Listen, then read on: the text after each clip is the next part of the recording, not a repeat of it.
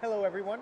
I'm Greg Otta with FedScoop TV, and we're here at the Fed Talks 2015 conference, and I'm talking with Herb Strauss, the Assistant Deputy Commissioner and Deputy CIO of the Social Security Administration. Herb, thanks for joining us Thank today. you.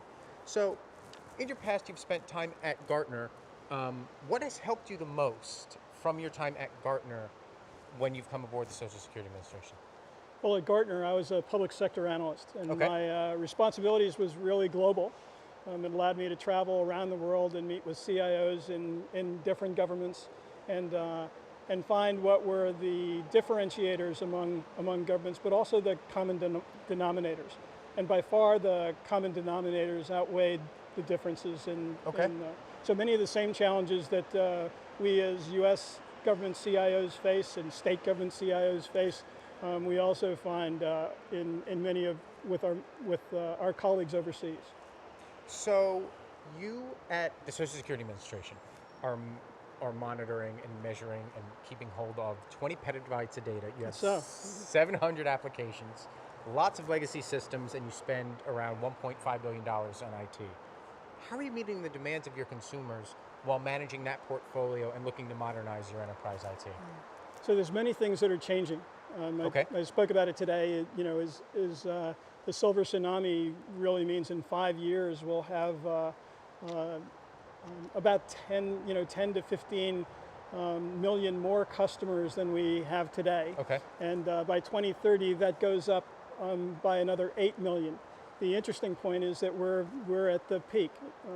It's also happening at a time where many of our employees are part of that silver tsunami, and they will retire, particularly those folks that are in technology, and they'll take a great amount of that experience, and they're the folks that built the enterprise, that built this Social Security system enterprise that automates the services that we deliver. And perhaps the final point is that it's this inflection point where technology is changing at the same time. But our biggest disruptor isn't any of those things. It's customer demand. Okay. Customer demand is changing in ways that will drive the enterprise that we rebuild, and that's essentially what we rebuild, and transform the way that we do business, because our customers of tomorrow will be less satisfied with services of yesteryear and more in tune with the way they want services delivered, when, where, and at times of their choosing.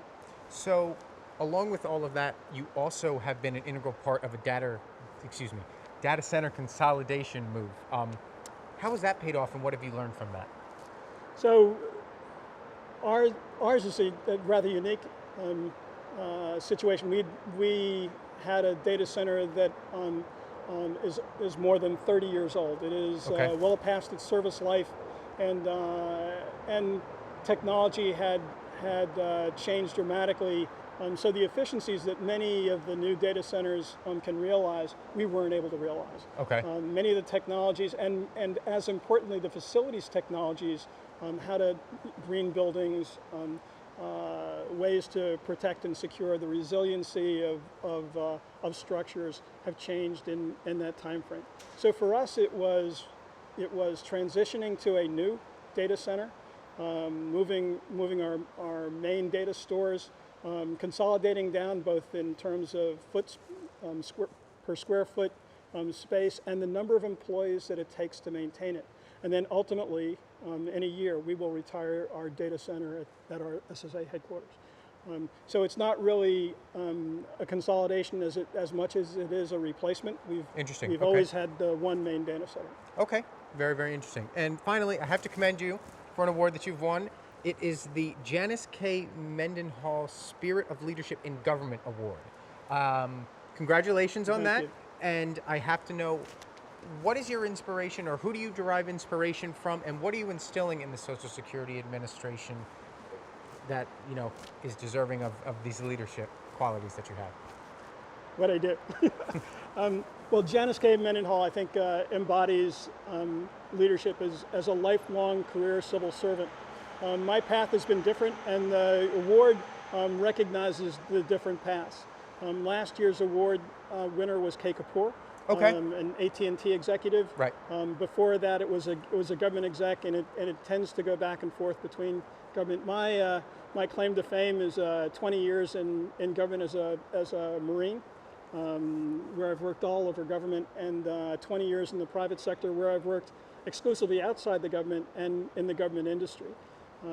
But in terms of the things that I do personally, I think I'm more of a reflection of looking at what career civil servants should be. I look to emulate the best guys in government and in industry, and there's so many of them. So, you know, I'm a mimic, and if I can do anything that helps set an example that mentors folks in the course of their career, then so much the better. And for all of us, it's really not in terms of who gets credit, but the quality of the work and services that we deliver to the American people. Well, great. Well, Herb, thank you for your service, and thank you for joining us Thank today. you, Greg. For all of our videos, you can check out our YouTube channel, and for more information, check out fedscoop.com. I'm Greg Otto. Thanks for watching.